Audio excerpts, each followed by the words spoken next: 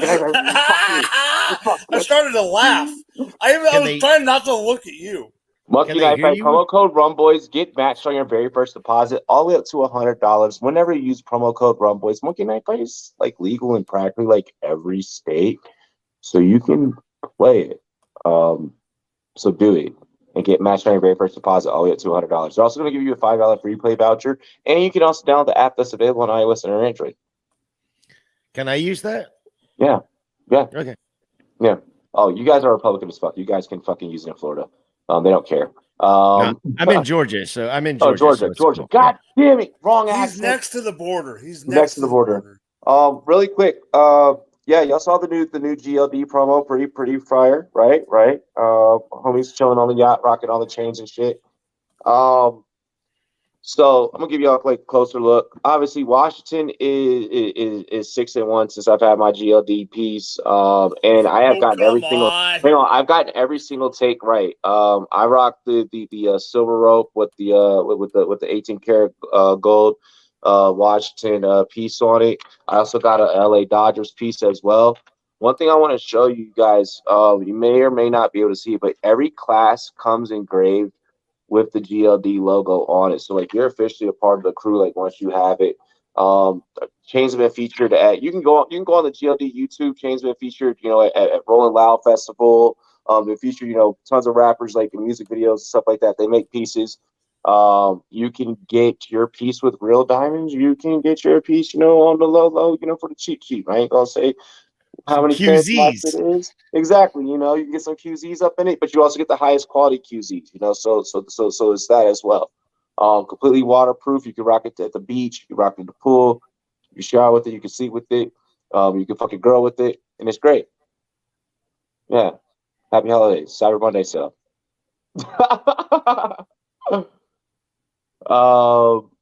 Yeah. So what are we thinking here in the second half? I'm thinking Indianapolis has to get their head out of their hiney, otherwise they're toasty toast. Right? Is this like a Jeff Saturday issue, or is this just like how they're playing issue? No. I do not believe this is a Jeff Saturday issue. Hey, we're on YouTube, damn it. We gotta say things that get the fucking views, all right? If we're gonna be the channel, create the narrative, then we're gonna do it first. Yes, but here's the difference. There's a lot of people out there saying it is. I'm the one backing Saturday up. No, I'm not. I'm backing Saturday up on this one. No, it's definitely this is definitely a Matt Ryan issue right now. Yeah. If you're gonna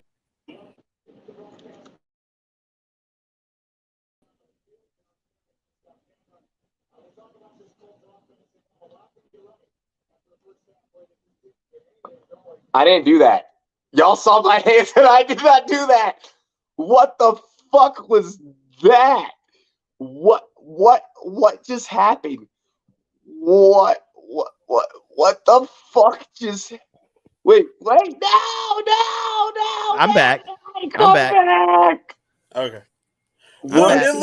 It literally closed me out and made me reopen the link. It did me the same way. So that was a StreamYard deal. Yeah, it literally kicked me out and made me reopen the link. All right, we had kickoff. Oh, they're all the way down to the wait. Something happened. I missed it because I was trying to get it back on the. That was the kickoff, and the Colts ran it all the way back to the 20, right? To the 20. Yeah. Whoa! Holy shit! He took it from the back of the end zone, by the way. Yeah. He said, "Oh, he is him. Oh, he is him." Friggin' Tomlin, you can read Tomlin's lips. Let's go, damn it! Let's go! Oh, we got the football. Oh, that's a spark. Oh, that is a spark and a half. Can we get a let's go ahead and call it on. They're at the 20, so let's call a Michael Pittman touchdown. Paris Campbell. No. Michael Pittman on the catch. Oh no, we can't have that. Georgia be pissed. We can't do that. Can't have a Michael Pittman touchdown. Second and 8. We can. Bro, the Rumboys betting trend is riding the Golden Knights, bro. Golden Knights in Jersey are like you'll always see that shit on every hockey card.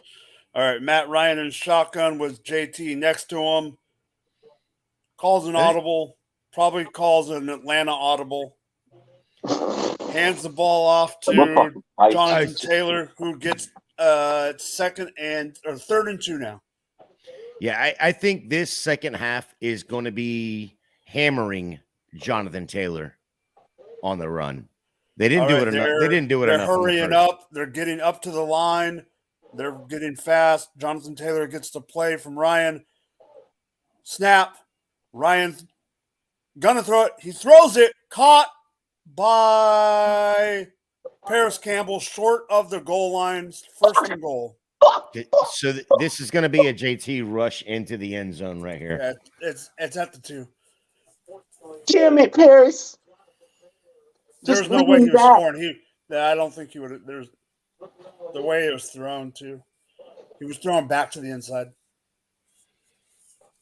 Oh, you fucker!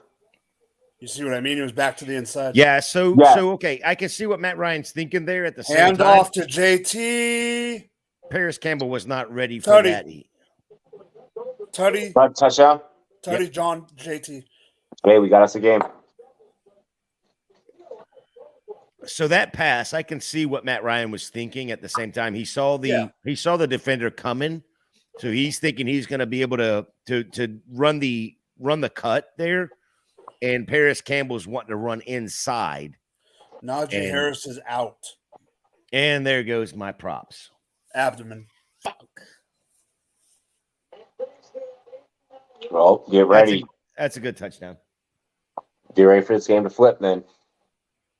Benny Snell season. Oh, sorry, Gator. That is what it is. I only wagered 5 on it to win 100.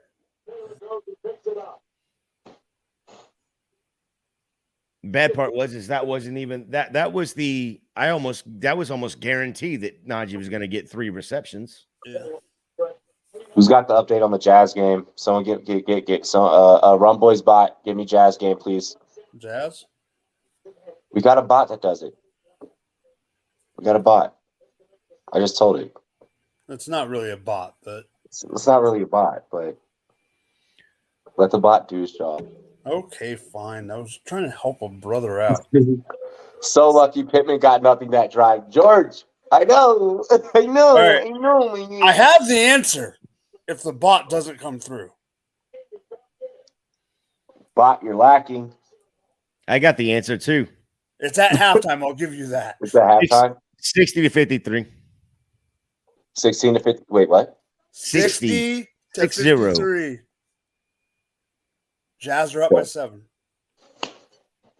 Son of a bitch, I might throw a chair if the Colts can come back.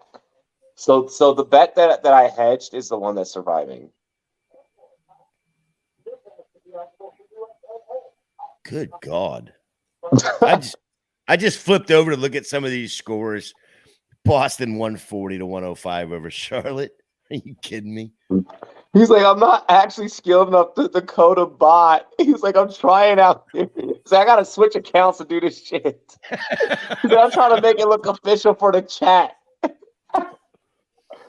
Yo, there is actually one I could fucking get that like ticks at like the bottom. Yeah.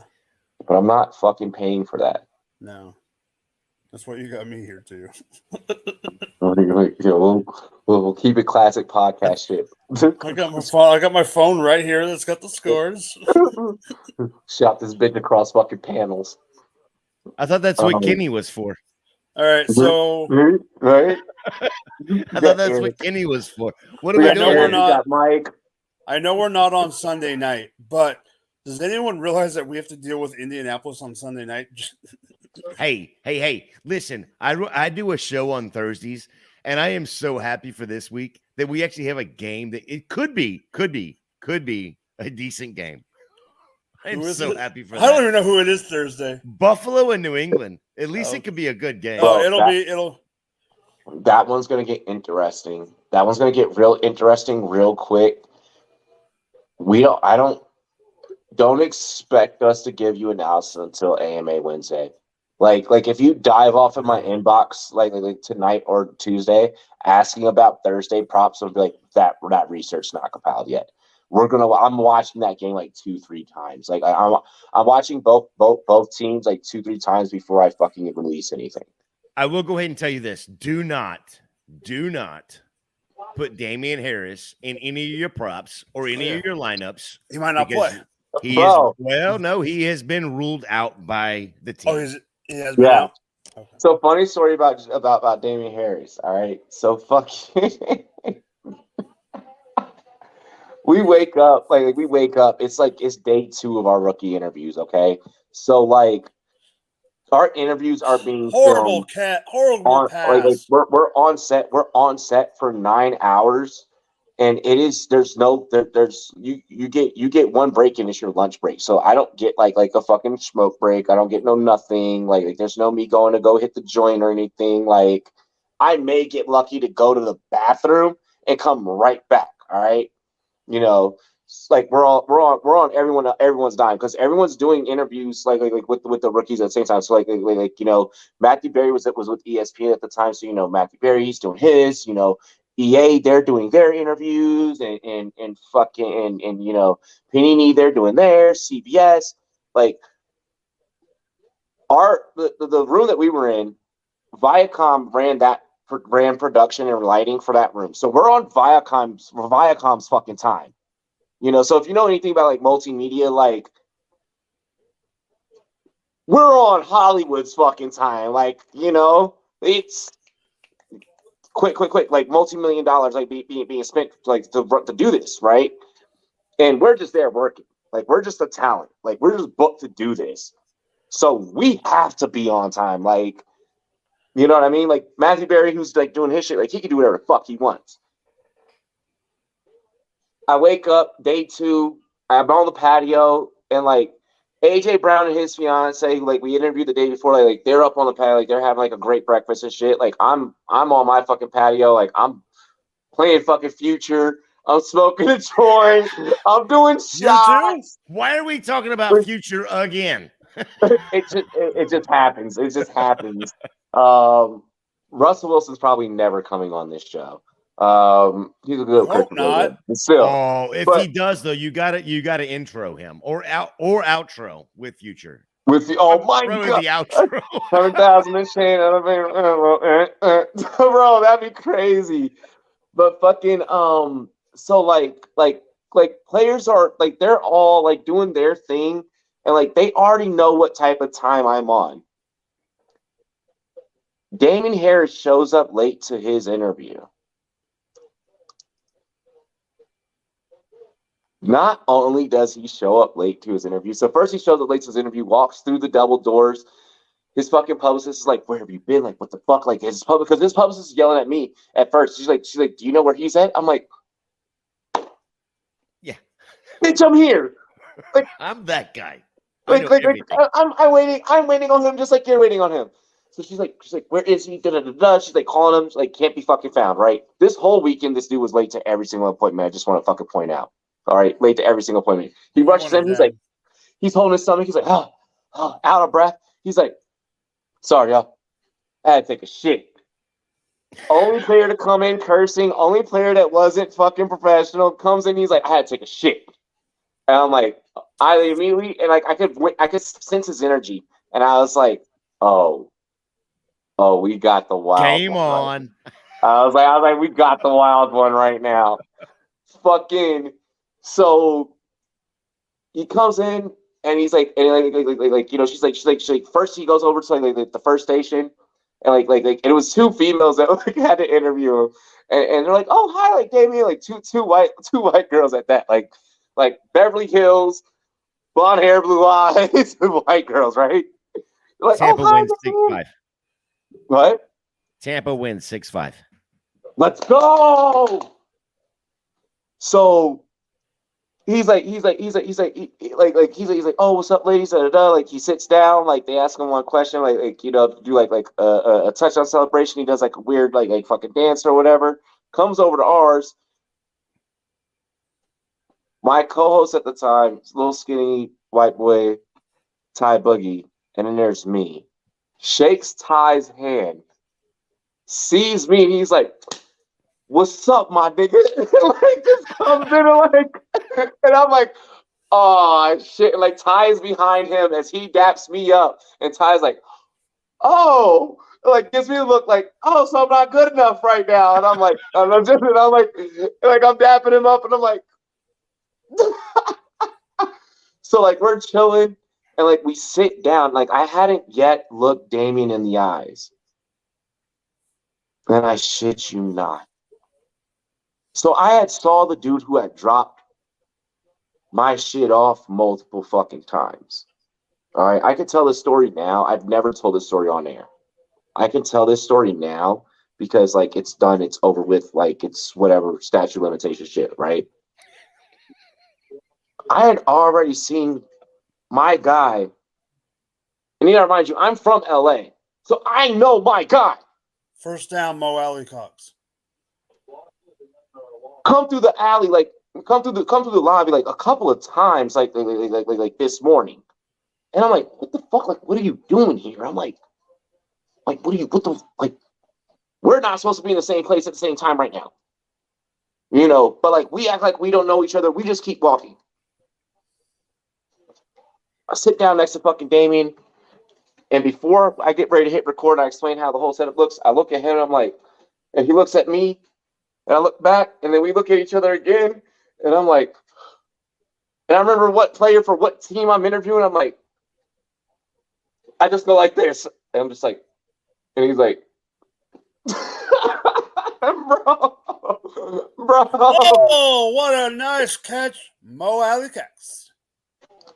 That's Virginia. Oh no, that's baby. Jelani Woods. Yeah, that's what's so basically the moral of that story is there was a bunch of drama to find your love fest.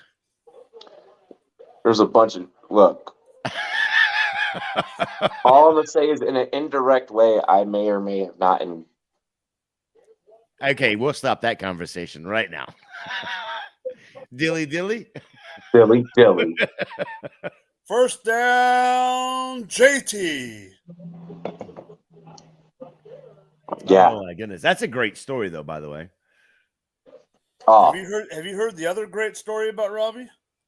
There's tons of them. I'm sure there's. So tons. I'm standing in front of a hotel with Robbie. Where is said hotel?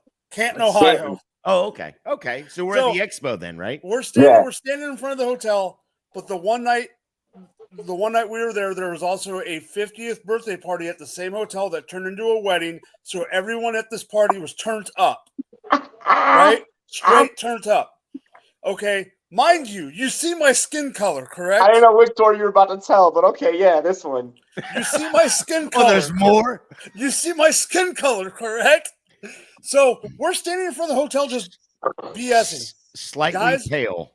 People are coming out of this freaking hotel, and the party is all it's all black people. It's a great party. Yep. You can hear them having a ball in this other room. They were like there's like fucking Earth, Wind and Fire, the Temptations and shit playing next door. Like there's the expo, and then there's a fish fry next door. Well, because everyone that was coming to this party thought they were coming to a guy's 50th birthday party. They didn't know they were coming to that guy's wedding. Did he know he was going to Yeah, he did, wedding? but it was a surprise wedding. They just surprised everyone that came to the party. So we're sitting there, and everyone's coming out, and 3/4 of the people coming out are dressed fly. They're dressed like to the nines, nines. And they're getting in Ubers or whatever. And all of a sudden, Robbie's standing against the window. And I go, everyone's passing Robbie, right? And all of a sudden, Robbie just to this guy goes, "What's up, Big Pimpin'?" And the problem isn't the fact that Robbie said Big Pimpin'. The problem is was you. The guy turned. No, it's better than that. It's better than that. The guy turns, and the first person he sees is my buddy Nick, who's white. Then he turns and sees me. Then he turns and sees J-Bats. Then he turns and sees another white guy. He had to do a full 360 before he gets to this asshole. He had to look to see who the fuck said it. So because none of us would say shit. We're just like, because he looked like he was about to throw down. And then he goes, "What'd you say?" And Robbie just goes, "What's up, Big Pimpin'? You're looking pretty fly." Put him arms. And then as soon as he said, "You're looking pretty fly," the guy stuck his hand out like wanted to shake his hand. There's Mo Alley Cox for the first down. But it was funny because the guy literally had to do a full 360. If he would have turned the other way, the first person he would have saw was Robbie. Right. But he had to do a full 360. Yes, and it's literally white guy, Robbie. And then as soon as he saw it was me, it was all right. So speaking of Canton, I thought I was gonna have to. I was like, shit, I'm getting my ass kicked. I'm gonna do everything I can to be there this year. It'll be my first year that I get to go. I'll be there this year. So yeah, that's and I don't mean all jokes aside. If anybody in the chat wants to throw super chats, go right ahead. That'll help me get there. No, I'm just playing. I can tell you where I'll be. I don't know where I'll be all weekend. I just know where I'm going to be Sunday night. Right? Uh-oh. Hang on. Whoa. Catch. Mo Alley. I just got a inbox trade. Oh, this guy. Okay, so that's crazy. This is that 14-man league right here. This is the BS. This is the BS right here. Josh Reynolds, Calvin Austin, and a 24 4th round pick. Suck my dick. For what? Well, for anybody, it doesn't matter at that point because that fourth round pick could probably be gold for me. Right. But then I'm going to tell you who it's for, and you're going to be like, yeah, fuck off. Oh. Christian Kirk. Fuck off. Fuck off. It's not even worth it's and then people want to know why you don't counter. Incomplete, intended for Pittman. That's the type of person that doesn't use toys in the bedroom. Or does. or does just use them too big. Oh, fuck. I was talking about for her pleasure. Shit. Oh. All right, 3rd and 7. Matt Ryan drops back. Matt Ryan throws it across the middle. Caught by Jelani Woods, but short of the first down. 4th down. It looks like Saturday doesn't know what the fuck he wants to do. Because it was short because of one guy. TJ motherfucking Watts. Can I just say that 4th and 2. Last year when everyone was like, no, like Pittman's actually good. Like, da da da da. I'm like, no. Like everything that I said in his scouting report still rings true. Those balls last year were force fed by Carson Wentz. You're trying to force feed him now, and he just.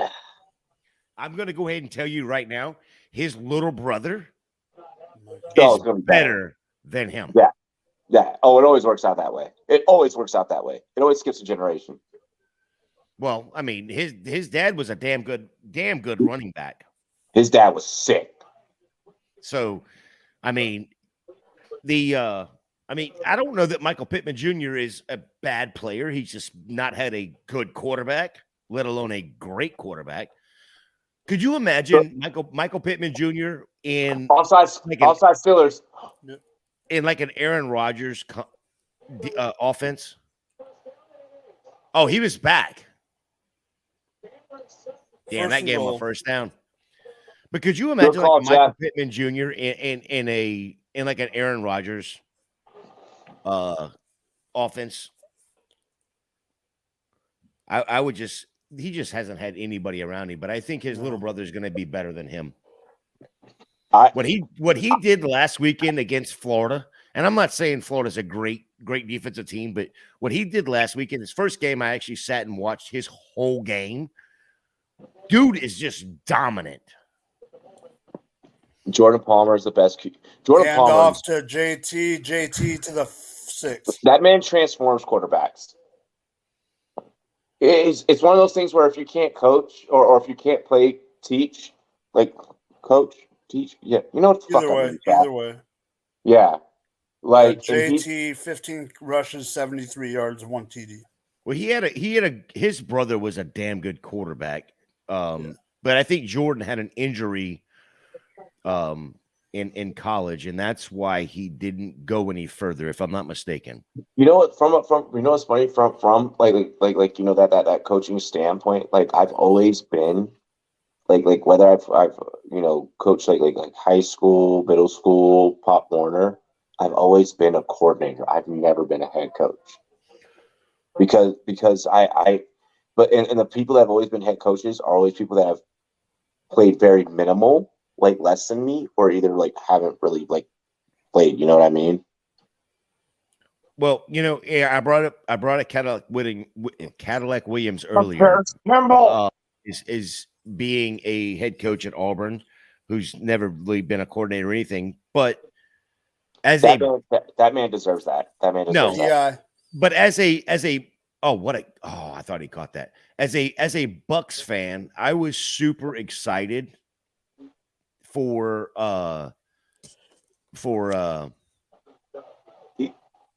whatever the hell his name is that's head coach right now, and now I keep looking at him going, okay, no, it's the boosters though that aren't going to give him. Whoa, yeah, that's definitely PI though. That is hardcore PI. Here's a flag. Did you buy him dinner first? Did you? No. Oh no, that was straight. That's.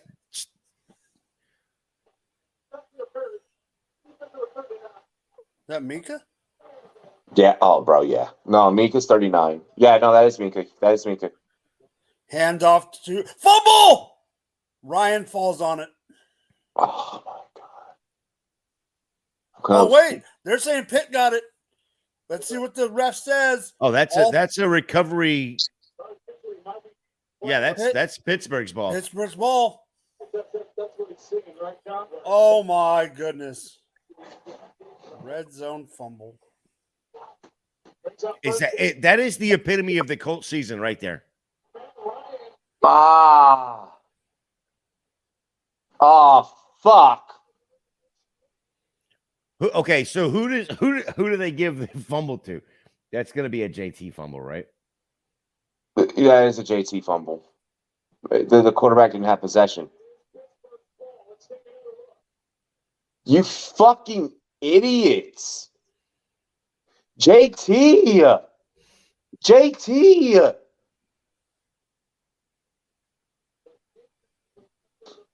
No, that's not on Ryan. He put it, bro. Why are your hands so wide? Wait, what the? He shoved it in your fucking chest, bro.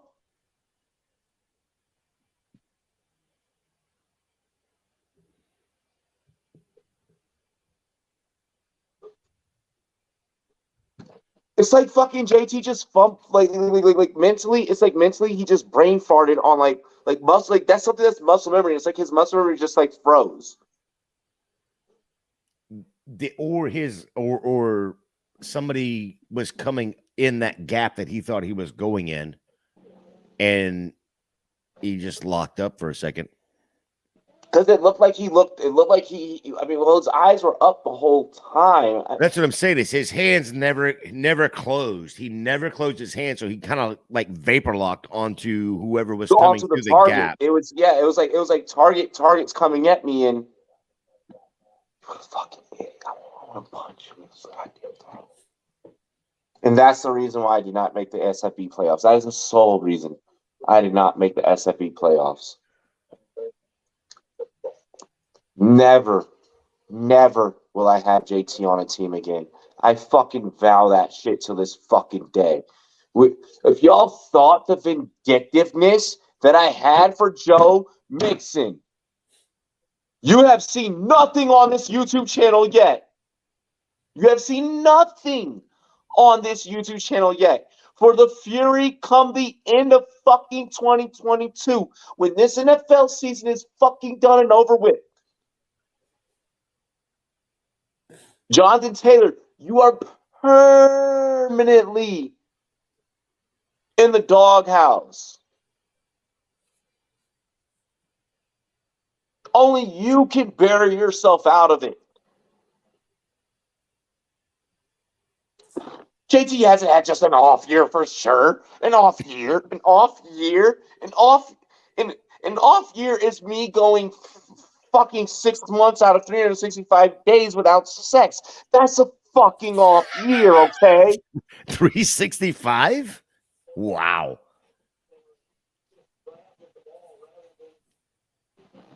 This is not off. This is fucking unsatisfactory.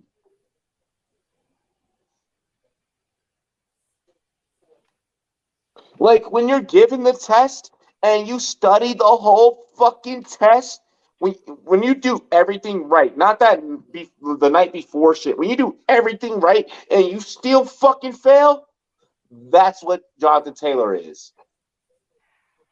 A little harsh. You know what to do. You know your job. That's like flagging yourself with your own fucking gun and shooting yourself in the dick. Okay, Plaxico.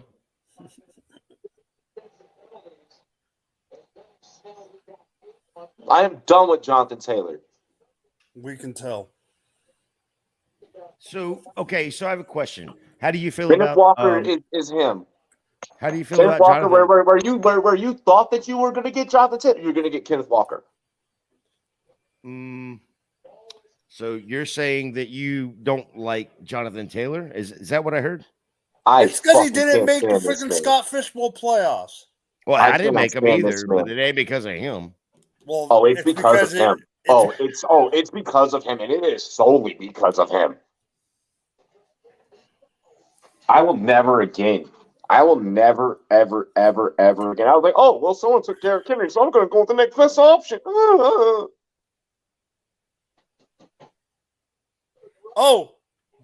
They might my other fucking fantasy friends said, no, throw a flag that. on But that. I said, Maybe. No flag? Okay.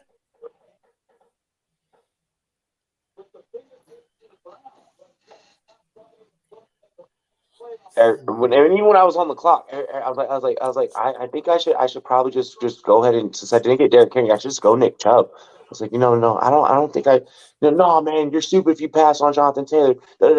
I don't like his film. That's not my style. Like, I don't play that way. Man, you gotta go. Yeah, go Jonathan Taylor. Fuck all of you. Fuck all of you that were like, you don't play the same style of fantasy football I do. Half of y'all that were saying this shit don't even have as many fucking trophies as I do. You don't even, what the fuck? Have y'all watch my show and take my takes and then use them on your shows. Do I need to mute you? No, I own this bitch. I'm the CEO of this motherfucker. I have muted you before because I've had to. This time I haven't. This time I didn't have to. I don't know. Rant for rant, I think Robbie's got a better rant than you do, Mike. And then Michael Pittman, you disgrace every single motherfucking wide receiver that has ever fucking played wide receiver. Any motherfucker that has ever put on Michael Pittman, you need to. There's a other YouTube channel that is not my YouTube channel. I'm not trying to fucking shout out another YouTube channel that is bigger than me, but I'm gonna just say the homie Destroying has his own gloves. They're called Grip Boost. That's what the fuck you need, Michael Pittman. These corners. You haven't even been facing double coverage. You're not even good enough to command double coverage, Michael Pittman. Your gauntlet drill when you got drafted was one of the worst of all fucking time. My grandma who's in a fucking walker who could fucking run a better gauntlet drill than you.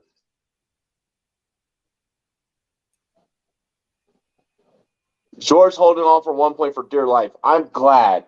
That we gotta this get George makes me over happy. this hump. But the amount of piss poor fucking football.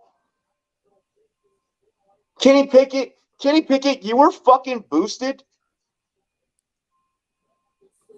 on a quick SGP. I didn't take it. I don't take any quick SGPs. I don't do that. I hand build all my shit.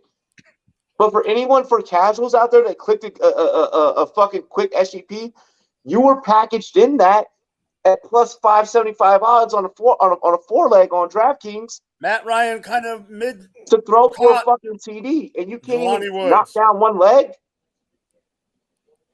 Matt Ryan did what? I'm sorry. Jelani Woods, first down.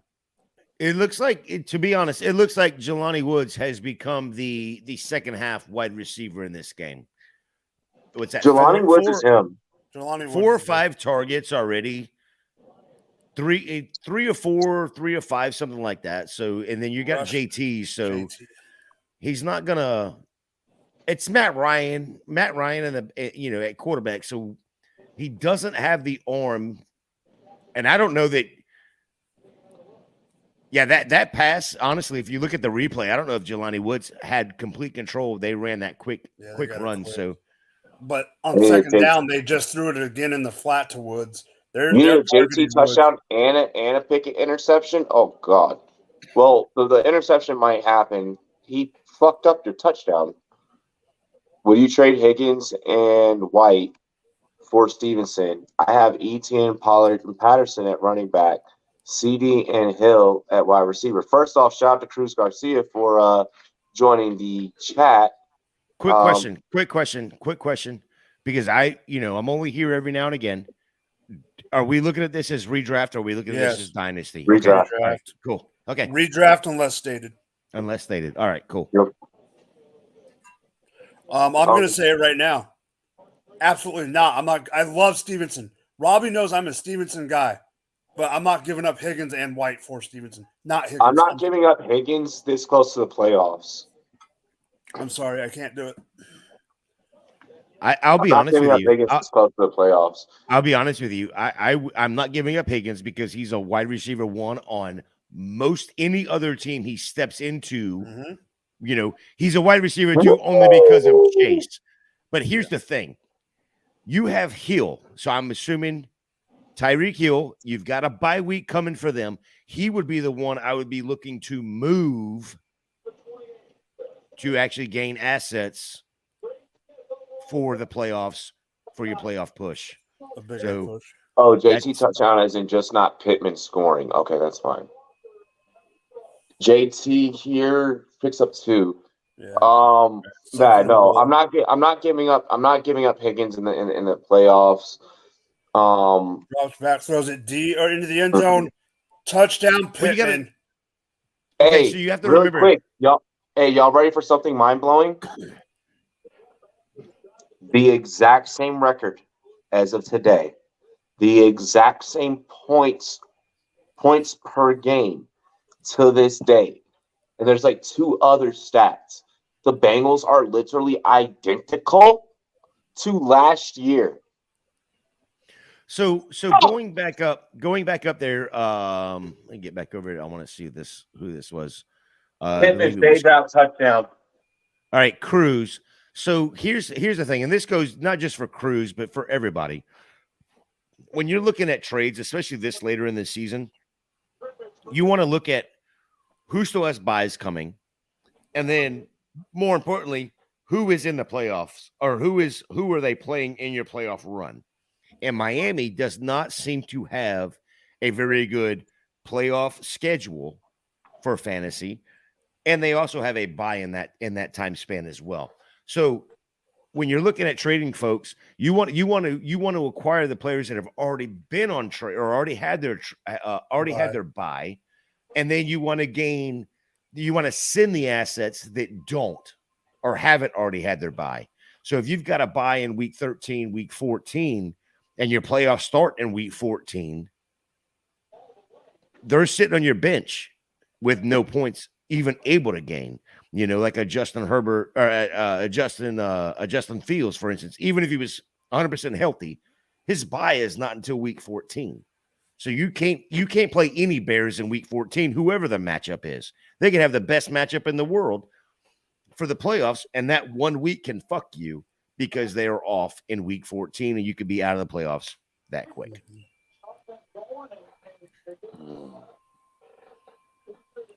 And here comes the kickoff. Boom.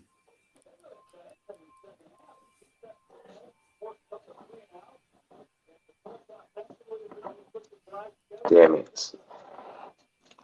Defense special teams touchdown is my only hope now. Yep. My fucking fault. You know, it at least puts in there, 2 weeks per round. Playoffs suck.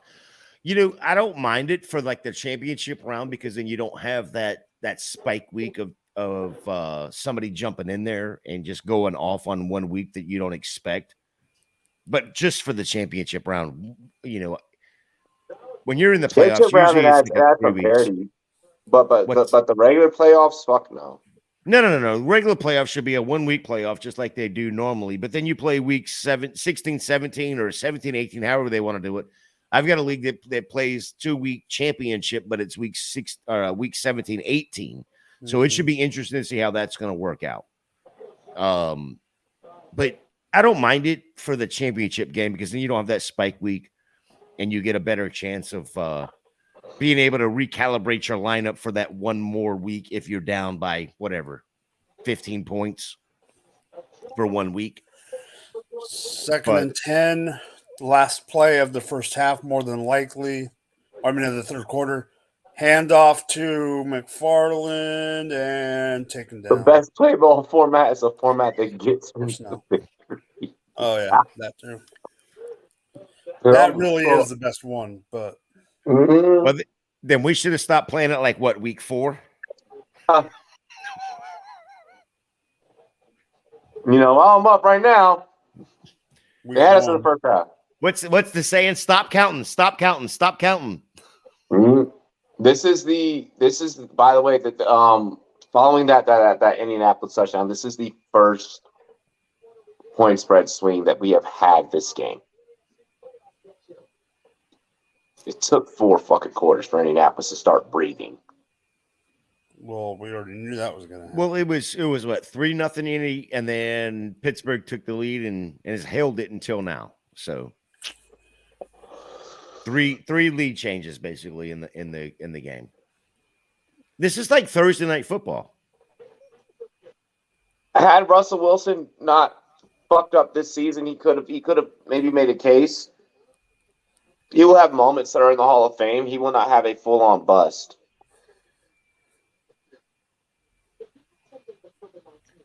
Like, none of his teammates have ever liked him. So if Russell Wilson would have said, fuck it, I retired at the end of the year last year, would he have been a Hall of Famer? I think he maybe would have stayed. He would have stood a chance. I think that he would have had a better shot. Because of this season, he has to come back the next couple of seasons and prove us all wrong, which he can't do. He can't do. You know, look, at heart, Russ is a good guy. He's one of those guys that's just so fucking good and so nice that it irritates other people. The Hall of Fame, and we know this from the other side of things, Hall of Fame doesn't give a damn if you're a good guy or a bad guy. They what care kind about of guy rings. are you on the field? They care about rings. They care about you on the field. He was a winner in Seattle. I'm like, you know, he did miraculous things, and I mean, you can make a whole, just off of his career in Seattle alone, you can make a whole football life episode. You know, and I would watch it. Right now, I'm against him, and I think a lot of it also has to do with a lot of his previous teammates coming out and talking against him. I think it has to do with how things have played out in Denver. But if he turns this around and he has plenty of time in his career to be able to do so, his career's far from fucking over. You know, if he turns his career around, we shouldn't be asking the question if he's a Hall of Famer yet. All right, let me ask you this way. If he comes back next year and they make the playoffs, he throws for 4,700 yards. Let's say that they don't win the Super Bowl, but they make it pretty deep in the playoffs. Let's say they go to AFC Championship. Yeah. Does he then? Do you look at him and go, okay, comeback player of the year? Not necessarily for the trophy or you know, for the title of comeback player of the year, but do you look at that like, okay, now you've built something? Yes, I think you could. George Pickens on this slant here is just a fucking animal. And there should have been a flag against the hit on Pickens, or against the hit on Pickett. The hit on Pickett. Pickett, yeah. Because it hit him right. Bam! Oh yeah. Yeah, he's still only 34. Like he has at least 4-5 more years left. Plenty of time to be able to change that narrative. The problem that works against Russ is that you went from an organization that would allow you to have control, which fit your style, to an organization that's very much, nah, we got this. Like, you know, in an organization that doesn't give chances. Well, definitely a fan base that doesn't. Fan base that fucking does not. Denver expects nothing but championships, which is weird. I know it's Denver. Like, they're very delusional here. I'm like, do you know how hard it is to get one of those? And they're just like, no, it has to happen. I'm like, well, I mean, look, they went from John Elway to probably the greatest quarterback of all time in Tim Tebow. Oh, and God. then what? Wait, are you saying wait, hold on. I gotta smoke. And then they went and got Peyton Manning to back up Tim Tebow.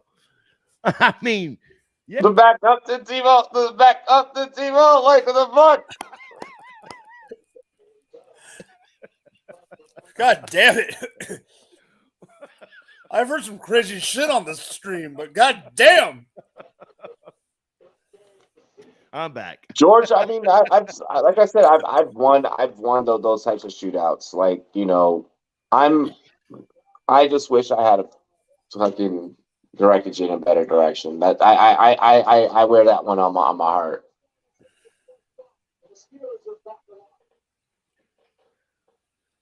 Oh my god, that was great.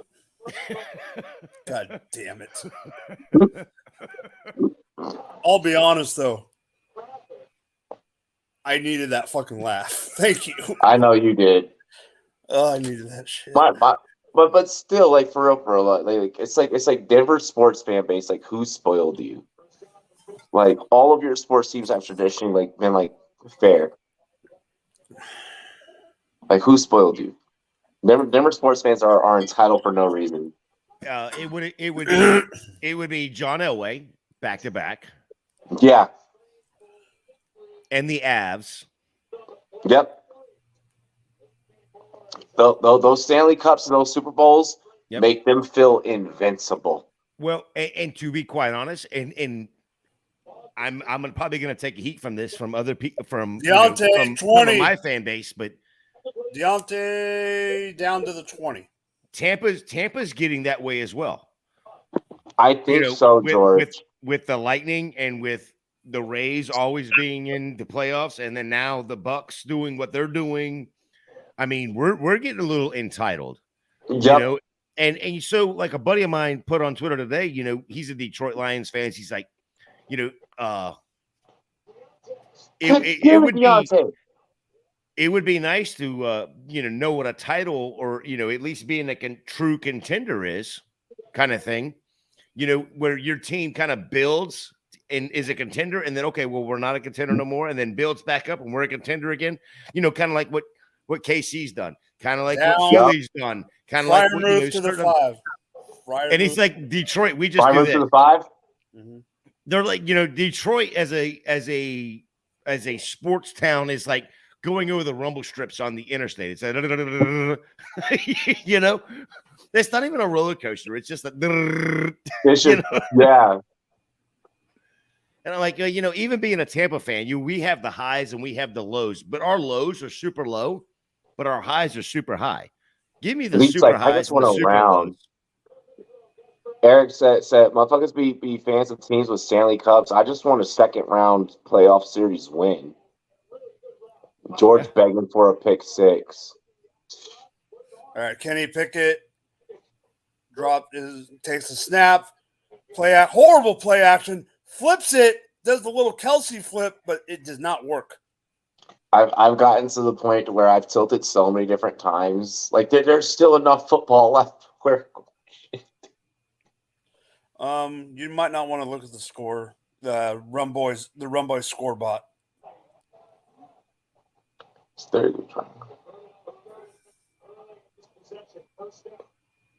It is on the way to 2-8 in their last 10. Fuck. Third quarter to take a 86-80 lead in Utah. Fuck. God damn it, Utah. All right, Kenny Pickett in shotgun. He has thrown it to 9 different receivers tonight. He throws it up in the air. Guess who dropped the ball? Deontay. But I don't know if it was a drop, but it was intended for him. But it wasn't. It hit his hand. But let's see. And he's holding his shoulder. Yeah, he was holding his shoulder when he got up. It hit him. It hit him in both hands, Robbie.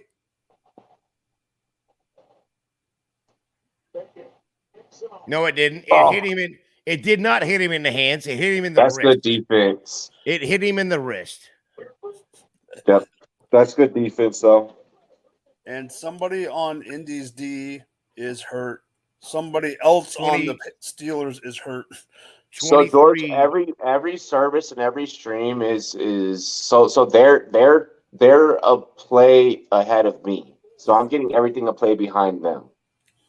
You know, so what they do is it's what the FCC pretty much does to stop people from getting ahead on live betting. In all honesty, absolutely, because like we were just talking earlier, like I was ahead of you before Mike came on, and then Mike comes on and Mike's ahead of me. Like I was literally almost like 6 seconds ahead of you. Mike is somewhere in the range of like 4 seconds ahead of me, 4-6 seconds ahead of me. Here's the fucked up part: is I'm on the East Coast, Mike's on the West Coast. And you're right in the middle. Yeah, and you're dead center. And it's like, okay, we're gonna fuck you all up. Yeah, I mean, I'm literally 17 miles away from the freaking ocean. That's how West Coast I am. And none of us are streaming, from what I can tell. I'm on regular basic cable. You're on cable. I'm on YouTube TV. Was my YouTube You're on TV? Cable. If I was on my YouTube TV, I would be 45 seconds behind what you're getting. Yeah, see, it's to make sure And that here's what's weird. This is the weird one. Usually, even on like other stuff, I'm with him. I'm behind Robbie, or ahead of Robbie. But on Thursday nights for Amazon, I'm behind Robbie. yeah, Thursday nights. Oh, Thursday nights. He's fucked. Yeah, Thursday nights I'm ahead. Sundays I'm about a little bit ahead. So, like I told you earlier, Robbie, I have 2 TVs out here. Both of them are smart TVs. Mhm. I throw both of them on Amazon. One TV is like 40 seconds behind the other. Bro, They're on the same network. Exactly. So because like live streaming and shit's a thing. It's like early on. It used to be where you can ask like the whole chat, like the old school chat. Robbie, can I send you? Yeah, send me your matchup for next week. We're gonna start breaking that down. Hang on. We got to pull this. We got to pull this up. Steven Stamkos, 999th NHL playoff point tonight. Regular season. Oh my gosh! And their 6-5 win against Buffalo. Let's go. Get fucked, Buffalo. We need one more. Look, okay, so that's the bet for this week is I think they play on Thursday night. Mm-hmm. So we're smashing that. Does he get his 1,000th point? We're smashing that. Well, we're betting that until he does. We're doing that. The same thing we do with Aaron Judge. We're doing that. Touchdown, Pittsburgh. We got us a game. Benny fucking Snell, baby. Rum boys, Benny. Yeah, so that might be something y'all need to start looking at props. Go ahead and put that on the docket for the 1,000th point for Steven Stamkos. We've already agreed that Evans isn't getting a start. Hey, Gator, what time are you supposed to leave? I don't know. I haven't got the message yet, so I mean, I'm not leaving until I get the message. No, I wanted to make sure. Leave what? Huh? To have my meeting that I'm supposed to have. Just a quick meeting. I just saw the time and not 10:30 there yet. It's 10:45 here. But hey, I mean, they go for the 2-point conversion and Pickens. Pick it to Pickens. Uh-oh. Well, again, 7-point game. Outright win. That is still a very plausible win. Yeah, but Indy can now come back and clap cheeks without having to go for 2. And that's where you're fucked.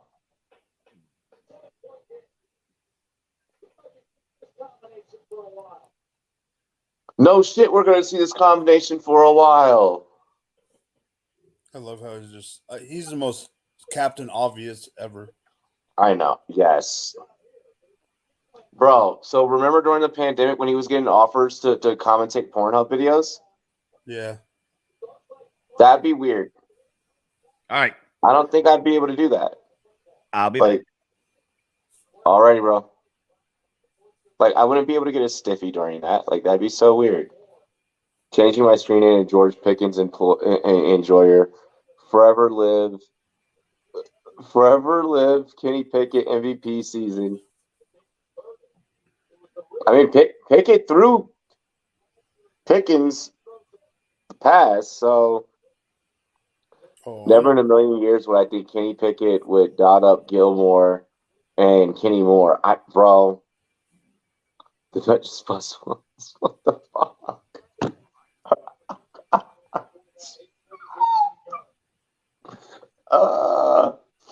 I love our YouTube chat. Never in a million years would I have thought that. So now at this point, George, I mean, you were fucked with either defense.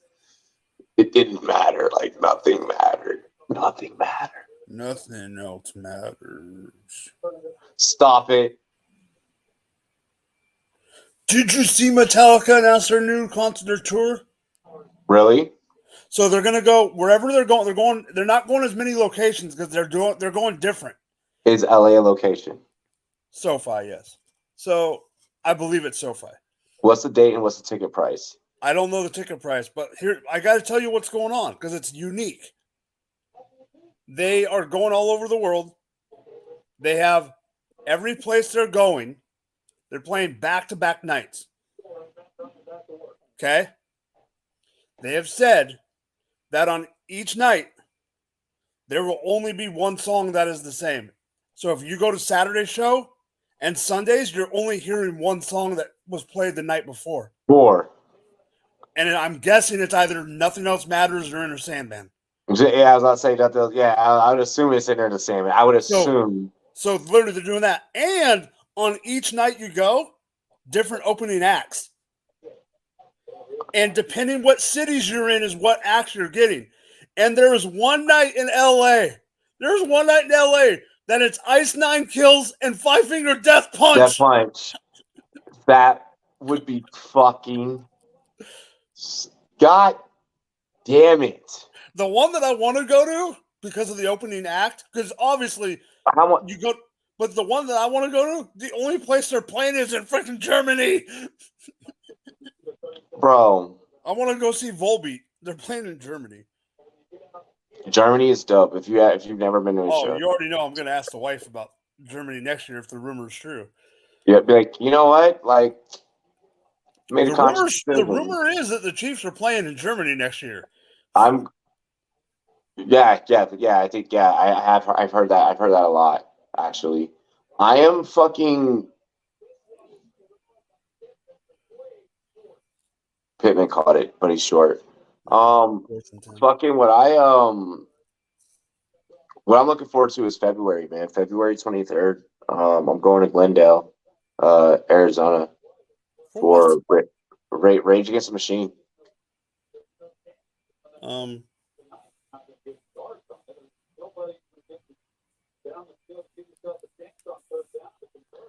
let them do what they told you. Who you going with? They'll never do it. I was gonna go with my fucking ex, bitch. I'm going by myself. Oh, okay. I have a extra ticket. I'm but sure you'll find somebody. Yeah. Why are you going to Arizona though? Because they're not coming to Colorado. Oh, okay. Yeah. Is that too big for Red Rocks? I think that Red Rocks probably decided that. I just don't know how big I mean, I know it's cool, but I don't know how Red big Rocks can fit 9,500 people. Okay. Like the amphitheater we have where, like a couple miles from my work, it can fit 31. Shit. 31 or 32. So we get guys like coming up or like what, 10 years ago? No, longer. It was right when I met my wife. Mm-hmm. I'm not going to say how many years ago because that's a long ass time ago. Saw Godsmack and Breaking Benjamin together, like on our second date. That was a lot of time ago. On our second date. Let's say this: Breaking Benjamin was on the tiny little part of the stage because of the setup that Godsmack had, which just shows how this was before Breaking Benjamin even hit it yet. Fucking. That was sad. That was like fucking. Yeah, that was definitely like 12 years ago, bro. No, like 10, 12. Lot longer. Lot longer. Fuck. 2004. Good damn. I know. I told you I'm old. It's fucking good times. It's a great era of music. I saw my wife. I saw my celebrity wife. And which one? Gwen Stefani. Yeah, okay, yeah. We were sitting. That was like her last time with No Doubt. Huh? That was her last time with No Doubt. But I saw her. This is how long ago I saw her too. 8th grade. They were opening up for Bush. And it was the tour that her and Gavin Rosdale met. Right, yeah. So I'm just a girl. Kenny Moore's getting walked back. Shin injury. And then I saw her later on. Yeah. All right. Hand off to Benny Snell, who breaks it -4-8 after looking like he was going to get -3. My fucking mom listened to so much No Doubt that like I had no choice but to have a crush on Gwen Stefani, bro. It's bad. Chat's jumping tonight though. Oh God, Karam's in here. Yeah, he's getting ready for this Colts team. Hi, Karam. Get a fucking pick, Indy.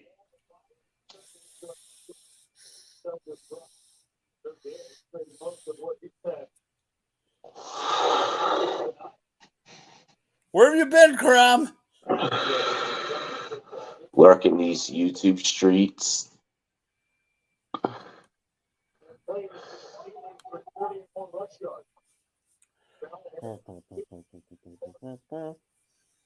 And off here, Snell. Well, depending on how you mark this, you could just give them the first. No, it's 3rd and 1. So Pickett, somebody's in motion. Hand off to the short man, which was Derek Watt. First down, Pittsburgh.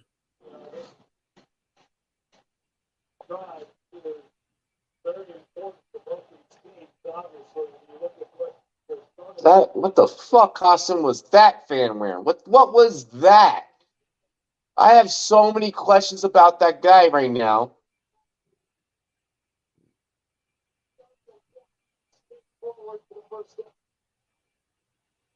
Okay. Watt spin forward for first. You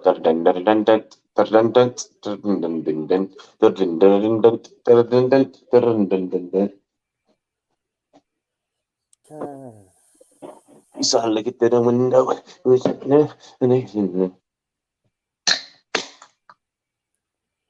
Wait, what the? Oh, shit. Pickett looks like an NPC. Holy shit. Why do you say that? Or an NCP, non-creative player, or like some shit like that. Non-playable character. Non-playable character. Yes, it's NPC. Yes. And Kenny Pickett goes down with the sack, but there is a penalty on the play. They have some real favorable look. Then the wide receiver, if they want to take a shot, they have. That was quick. Yeah, no, we set it up for 10-15 or 11-15, so probably be right about the end of the game, hopefully. Damn. Tony Brown with the set. I need the camera to go back to the fan that had that weird ass costume. I didn't know what the fuck that guy was wearing. Was it a Colts fan or a Steelers? It was a Colts fan. I don't know what the costume was. Like at first I was like, oh, that's Frozone from The Incredibles, and it definitely wasn't. They just need to get a first down right here, and then they can run the clock out. And Benny Snell breaks loose, but is short by 5 yards. Hey, you know the scene where Frozone's like, I'm just going to take a sip of water and then freeze? That scene would have never worked if Frozone, never mind. Stupid question here. This week has been stupid for going on 4th downs because Tampa's done it. Other teams have done it inside their own. Inside their own 50. Mike Tomlin thinks in Ron Rivera. He's like, we're just going to gamble here. No, they're punting it. No, they're going to punt. But here's a stat that we haven't talked about tonight. Mike Tomlin on Monday Night Football in his career is 18-2. Shit. And punt down to the 7. And so when I put that on Twitter earlier, somebody was like, yeah, but how many times has he done that with Pickett? I'm like, well, he'll be 19-2 after tonight. He'll be 1-0 with Pickett. Bro, all right. I hate when people try and pull that shit because it's like, so you're just trying to Here's the thing. All right, you have like different levels of like fan. You have those that just understand, football like outright. And those are the people that can be like, yeah, this may be my team, but I can understand that this may happen. Like the week that we faced Minnesota, I was like, we're gonna cover. I was like, I know that we're gonna cover because our quarterback's gonna do that for us. I was like, and you were saying that with Carson Wentz. No, I was saying that with Heineke. Oh, with Wentz, I was like, fuck no. But but like I was like no, like this is what's gonna happen. I was like, but we're gonna go on a tear after this. I gotta get ready for Friday, because Friday night I gotta plant my flag in the ground for us to take on the Giants. But I mean, that being said, and that being stated, there are those of us that understand the game and that can set biases aside. And then there are those of us that get so caught up in their fandom, whether it's by a player or by a team, that we now no longer see any other possibilities, any other outcomes. And I think that's a dangerous line to toe. I think that's like, whether you're on the sports journalism side, the podcasting side, the content creation side, like, one, you limit your money because now you're only appealing to one fan base. So if you're gonna do it, you better do it like damn fucking good. But then two, it's like, well, what about when your team is losing? Are you just gonna make rant videos all the time? Well, then you become not a fan. You just become as the kids like to say, what's what's the word where people start just fucking with you on Twitter and shit like that? A troll. Yeah, then you're not a fan. Now you're a troll. Yes. And I should know that because my oldest daughter used to call my youngest daughter a troll because she was always in her business. In her business? Yeah, exactly. I should know what that is. Holy shit, what a catch. Oh, Michael Pittman. God dang it. Now, I haven't gotten the call yet. I was waiting for the call to come. I was literally trying to just fill dead air. Listen, I've lost my my Ryan in the gun. Ryan's going to drop back into his own end zone.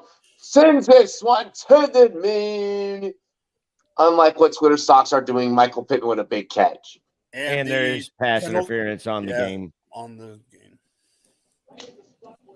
So I hit just about every one of them. Firemouth is not going to hit, I don't think.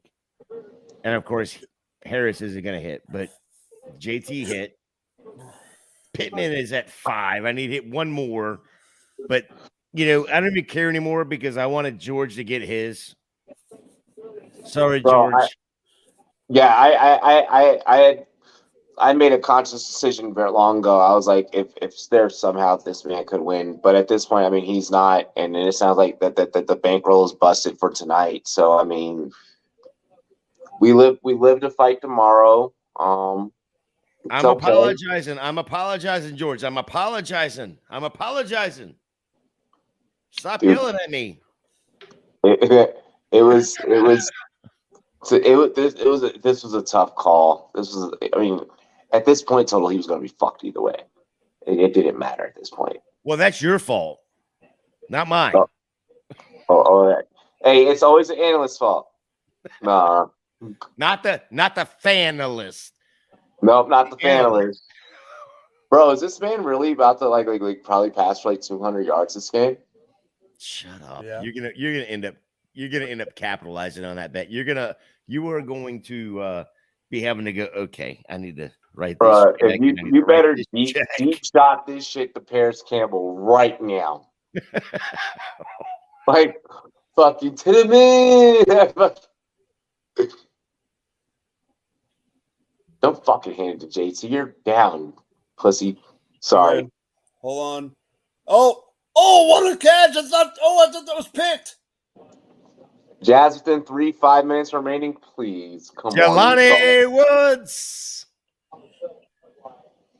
Come on. I'm going to end up finding myself down the spiral of some YouTube Vice documentary tonight. Handoff. God dang. I Jelani got Woods has court got in the morning. 8 for 98 already. Jelani, all right. Jelani jumped off the paper to us early in the offseason, but like Mike was like, Robbie. And I'm like, no. And I stashed him on every taxi squad I got stashed him on. Real quick, He's like before 7'9". Matt Ryan is 8 yards away from 200. Wow. Just to let you know, he's 8 yards away. Wow. 192. Dude had like what 17 passing yards in the first half. They had 47 yards total offense.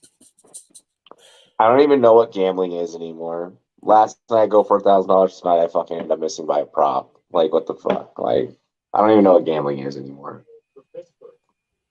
Ay. It's you know what's fucked up? It's a bad habit. So I woke up this morning and I was like, oh shit, we won. So like rule number 1, when you win, withdraw from your because you're online betting, withdraw from your fucking account immediately. You do not treat your casino is not your bank. So I have a question. I've never played on it, but so I'm hearing that Caesar's got the new sports book out and all that. Yeah. But I'm hearing that when you win on that, they cancel you. They can't. So anyone has a power to. First, like what happened with me on FanDuel, like I've been locked out of FanDuel twice. I've won too much on FanDuel. I cannot go back to FanDuel. It happens. It's just a thing. DraftKings odds have been harder. It's that extra percentage. It's that. It is what it is. To where DraftKings will keep letting me play because they make enough off of me. Catch Pittman. When you start taking them consistently, it's like anyone that's still able to play, like, dude, that was a fucking dirty hit. Mika Fitzpatrick just took his legs out. That was a smoking ass hit. And how Pittman got up and walked away. That's Mika though. He does that. That is Mika. Yeah, I'm not saying that's dirty as in a bad play. It was dirty because that could be career ending. Yeah. Oh yeah, it's definitely But the rules are the rules, and that's where you got to hit them now. All right, so we're at the 2 minute warning now. So what I've learned is first play multiple books. You never want to get caught in one spot. You're eventually going to get caught in one spot though, because one spot will become your hot spot, and then you'll figure out, okay, this is where I'm going to place all of my sharp bets, and this is where I'm going to put all of my sharp money. Well, and I will say I will 100% agree with you, because it's just like earlier when I said Najee's receptions was at 3 on underdog. It was at 3.5 to 4 on any other book. Everywhere else. So you no matter how you're looking at the bets, you definitely want to. What is everybody else saying? Because if I'm looking at this book and I want these 4 bets, but this one bet that I want to smash is over here saying it's 2 less. I'm like, whoa, why are they so much higher? So like if you'll notice, you'll notice DraftKings is just a little bit like it's right in that sweet spot where it's like I'm gonna get my hits, but I am definitely gonna fucking take my losses. Yeah. So I can play there longer. They're gonna give you some easy ones and hoping you're gonna take the hard one to go with it. Whereas, and And if they can sucker you into taking that hard one to boost Mm-hmm. your bet, because now your $5 bet turns from a $70 win to a $100 win just by adding this one leg. They're always counting. They're always counting on you to do that. They are always counting. They're banking on you to take that one. Yep. All right, fellas. Well, I gotta jump off. Had a great night with y'all. Deuces. Love the chat. Man, we had a good chat tonight. Popping up. All right, 4th and 3, Indy. This could be it. I'll be in the chat hollering at y'all later on. Love you. All right, bro. Later, man. See you, bud. Ryan and Shoddy. Our final 2 minutes here. He steps back, throws it across the middle, right on the yellow line, caught by Pittman. And this is going to be interesting. Yeah, they're 2 for 10 on 4th down. They're giving him the first. They're giving him the first. Okay. It was a first. I thought it was just a matter of being a bad spot or not. But Colts are hurrying it up. They're trying to. I mean, I know they still got to score, but they have timeouts. They have timeouts, but they're hurrying fumble! it up. Sack fumble recovered by the Colts.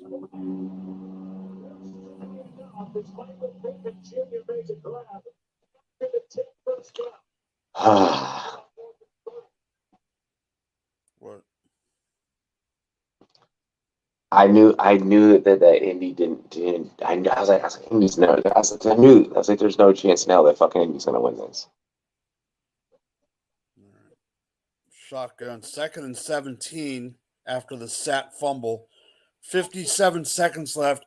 Ryan pumps it down, takes off. Matty Ice almost broke his ankles on his own and got freaking. Watch it. There's a spot where he tries to cut and almost falls.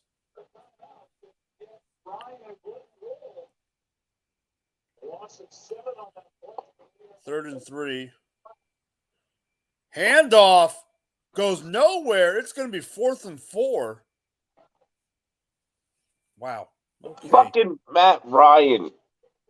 Did they give him the first? They didn't give him the first. No.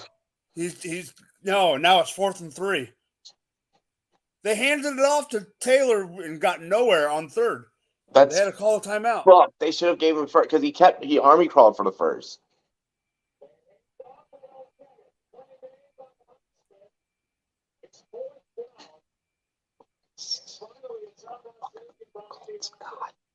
Colts suck. Mm-hmm. I know Jeff Saturday has some people upstairs helping him. No shit. So does every fucking coach, interim or not.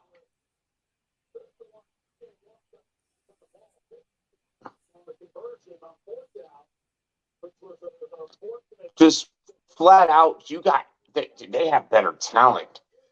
But the Steelers had all around better talent. I don't give a fuck. Oh! I can't even tell you. Just watch. Oh my! Is it difference making? No. Okay. It's just. I don't want to tell you what. That was 4th down. So Ryan trips to the weak side. He's stacked. Had Taylor in the backfield. He's gonna fire this one. God damn. And no. Campbell's like, no, I don't get no PI, no nothing. He's like, bro, like your quarterback threw you into double coverage. I'm sorry, man. I can't help you. Fuck.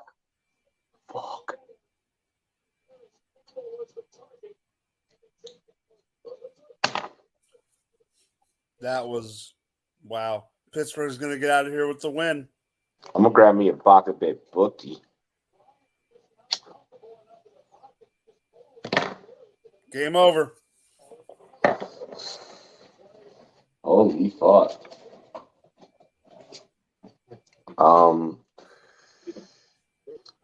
Wow.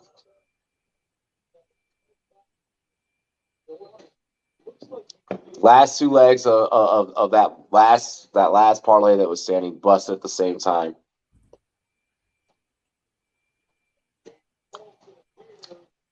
And this one would have won Honestly, because I didn't have Jazz on the other parlay, had it not been for fucking Detroit coming up short.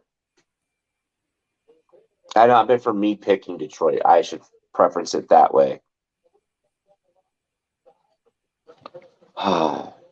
Check your matchup really quick. Here, let me bring it up really fast, buddy.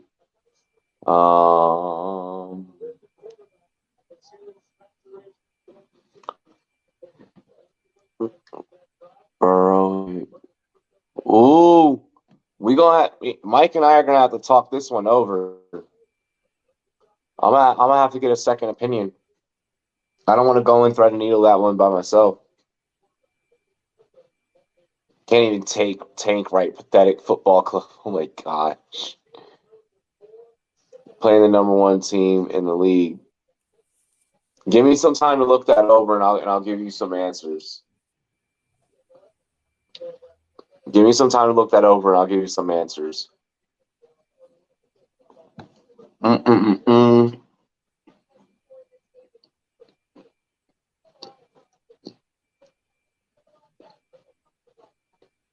Mike, anything?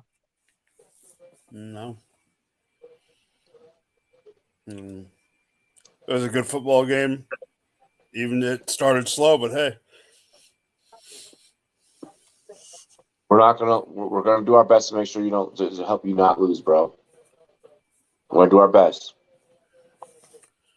No, I have nothing either. Check out the links in the description after this post, and dilly. Cheers to me, cheers to you. All the run boys and girls wear too. I got Bach Bit cookies. Huh? Hold on. What? You ready? Peace out, people! Welcome to Monday Night Football with Young Boys Fantasy Network.